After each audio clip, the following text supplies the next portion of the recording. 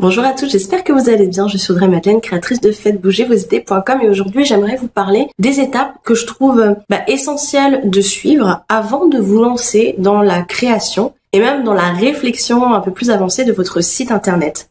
Souvent, quand on parle de site internet, on pense tout de suite aux photos qu'on va utiliser, aux couleurs qu'on va employer, à la police qui va nous plaire le plus. On pense aussi éventuellement, c'est un peu plus rare mais ça arrive, à l'utilisation, à l'expérience de l'utilisateur. Donc où est-ce qu'on va mettre les pages, les appels à l'action, quelle va être l'expérience utilisateur, etc., etc., etc. Avant de penser à tout ça, il y a des étapes préparatoires à suivre qui vont vous faire gagner du temps après dans la réalisation de votre site internet. Donc que ce soit vous qui le fassiez ou que vous déléguiez cette tâche à quelqu'un, c'est bien vraiment que vous ayez fait tout ce travail de réflexion avant.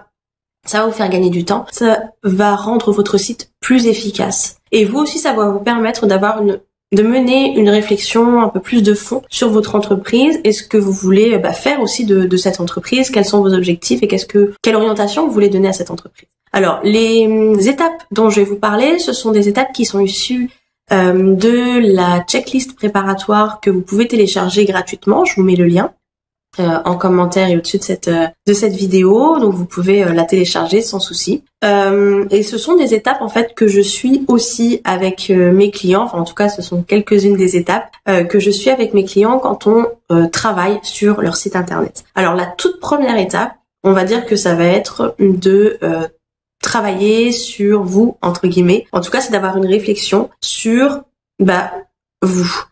C'est vrai que on a tendance à dire quand on est indépendant, quand on est solo entrepreneur, que notre entreprise nous ressemble. Alors, certes, elle nous ressemble.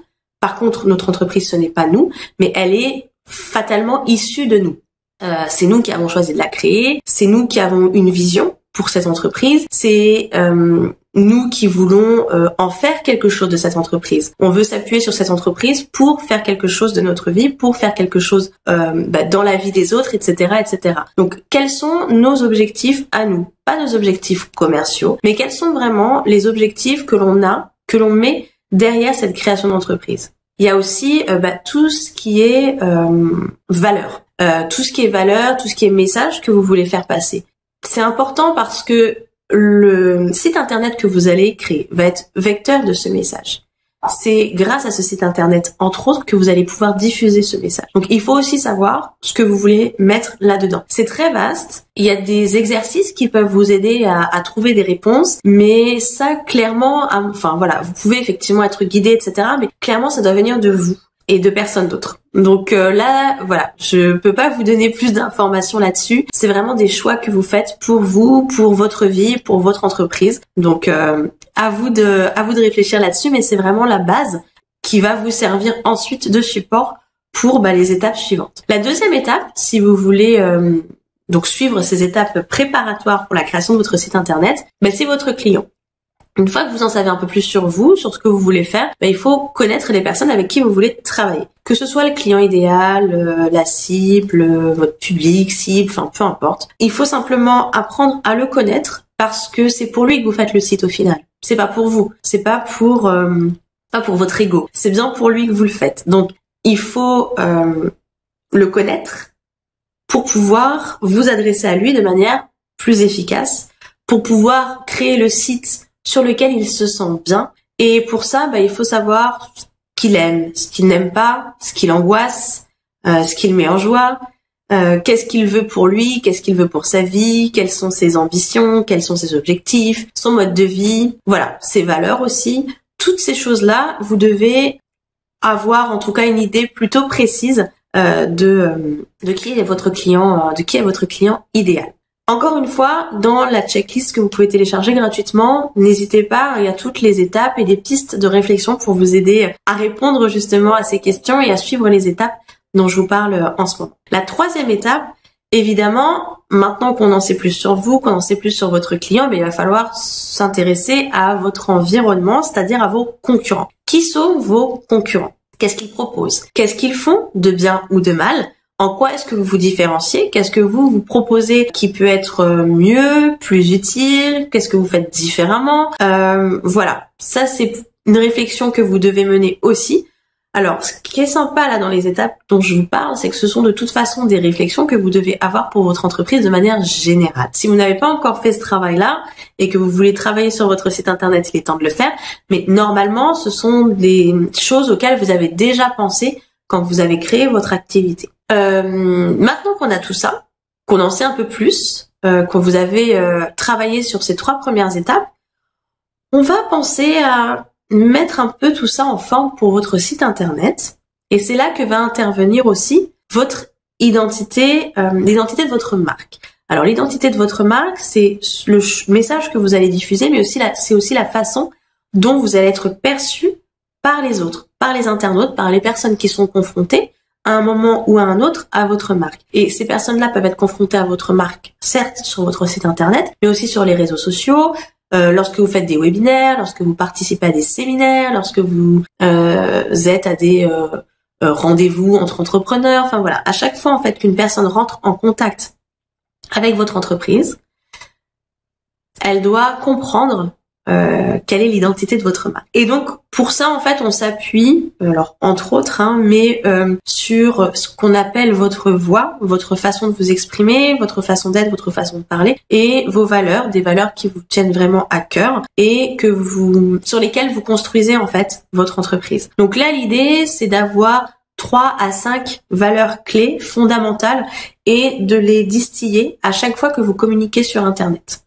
La 5e étape que je vous propose de suivre, et là on rentre un petit peu plus dans le vif du sujet de la création de votre site internet, mais on n'y est pas encore tout à fait, vous voyez il y a quand même pas mal de travail à faire en amont, c'est d'écrire vos pages web, de rédiger vos pages web. Cette étape-là vient seulement maintenant, parce que vous avez besoin de savoir un peu plus où vous voulez aller, vous avez besoin de connaître vos clients, vous avez besoin de savoir comment est-ce que vous allez vous positionner par rapport à la concurrence et vous avez besoin de savoir quelles sont les valeurs fondamentales pour votre entreprise avant de passer à la rédaction de votre site internet, des pages de votre site internet à proprement parler. Ce que je vous conseille vraiment de faire, et faut pas hésiter, faut pas se dire que ça va être la copie bête et méchante, mais inspirez-vous vraiment de la structure type des pages web de sites internet qui vous plaisent et qui ont l'air de bien fonctionner. Il va pas s'agir de copier mot pour mot ce que vos concurrents ont fait ou ce qu'un autre entrepreneur a fait, mais simplement de vous inspirer de la structure, de le moduler aussi à votre façon et d'y mettre vos mots. Ça sert à rien de partir de zéro et je vous assure que vous arriverez quand même à mettre beaucoup de vous-même en faisant cela. Il y a d'ailleurs un article que vous pourrez lire sur mon blog à ce sujet si vous voulez avoir la méthodologie pour pouvoir rédiger facilement page web.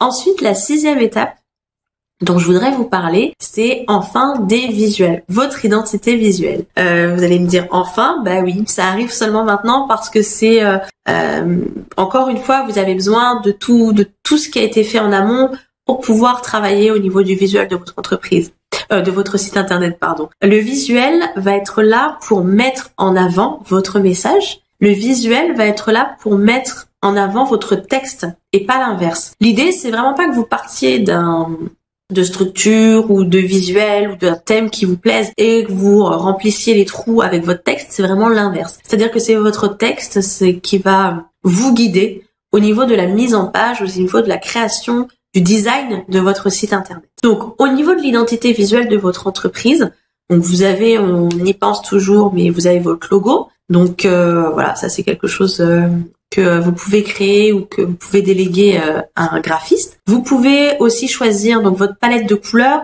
La palette de couleurs, elle est composée de 3 à 5 couleurs, pas plus. Et puis vous allez choisir 1 à 2 polices. Ça c'est au niveau de l'identité visuelle en fait, c'est-à-dire que ces couleurs-là, votre logo éventuellement et les polices seront toujours utilisées dans toutes vos communications, qu'elles soient web ou papier. Et enfin, on va parler des photos. Donc, l'idéal quand vous avez un site internet, que vous êtes indépendant, etc., c'est qu'on vous voit sur votre site. Parce que ça met en confiance, parce que ça donne un peu de vie aussi au site internet. Regardez la différence entre un site qui a plein de photos de l'entrepreneur et un site où c'est des photos soit uniquement de paysages ou uniquement d'ordinateur ou autre. On n'a pas la même sensation de vie ni la même connexion entre ces deux sites. Donc l'idéal, c'est vraiment qu'il y ait pas mal de photos de vous. Vous pouvez faire appel à un professionnel pour vos photos, mais vous pouvez aussi vous organiser pour les faire vous-même. Et puis n'hésitez pas aussi à passer à la vidéo de temps en temps. Encore une fois, ça permet de créer une relation un peu plus forte avec l'internaute, et puis ça permet encore une fois de donner de la vie à votre site internet, et c'est vraiment quelque chose qui est important. Il faut que l'internaute, quand il arrive sur votre site, il se sente bien, il se sente en confiance, et ça, la vidéo va vraiment vous aider à le faire plus facilement. Donc voilà les 7 étapes sur lesquelles je vous conseille de travailler avant de vous jeter sur WordPress ou sur l'achat d'un thème ou autre. Voilà, c'est vraiment ces étapes-là qu'il faut faire. C'est vraiment ces étapes-là qui sont importantes. Ça va vous faire gagner du temps au niveau de la réalisation de votre site internet, et ça va aussi vous éviter de devoir repasser derrière votre site une fois qu'il sera créé, parce que voilà, votre réflexion au niveau de votre positionnement ou au niveau de votre cible n'était pas vraiment terminée. Du coup, voilà, une fois que la réflexion est terminée, vous allez devoir modifier votre site. Ça va vous faire perdre du temps, et c'est vraiment pas le nécessaire. Donc prenez vraiment le temps de la réflexion, suivez ces 7 étapes, et seulement après, partez dans la création de votre site internet. Voilà, j'espère que cette vidéo vous aura aidé, vous aura donné des pistes de réflexion. Si vous voulez télécharger la checklist, c'est gratuit et il suffit de cliquer sur le lien. Quant à moi, je vous souhaite une très belle journée. Je vous dis à bientôt dans une prochaine vidéo. Bye bye.